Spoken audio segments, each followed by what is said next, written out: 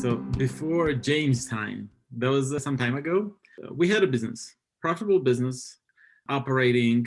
But I think one big piece that we were missing in this whole thing is the bigger vision. How can we grow? How can we go to the next level? And we talked about the CEO with team members and everything else, but implementing that plan is, I think, what we were lacking.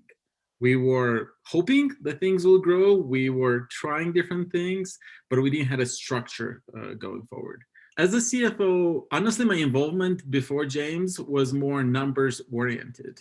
I was just looking at the business from the numbers point of view, but not too much into the impact the business can have in the bigger scheme of things, right? Not just myself on the business, but also see the impact that we can have internationally and on the society in general. James, I think, brought in more of that type of thinking at all levels, from all the members to the CEO and myself included, and I had a lot to gain from it. Number one, as a CFO, it's cost. Is there enough ROI for spending so much money? Because every time you bring in a consultant, there's a lot of promises, there's a lot of things that you're trying to achieve, but too few things that you can measure.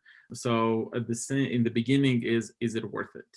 And it takes time to see the value. Definitely is in this case. There's a lot of value in working with James, but definitely was one of my main kind of doubts in the beginning. We created a structure more, not just planning and wishful thinking about things, but there's a plan to everything. And not just a plan, but a plan that was transparent and aligned with everybody in the team. One thing that I like with James is that he doesn't mind getting his hands dirty. If he needs to work with just coaching some lower level employees who are addressing like teeny bitty things, he'll do it.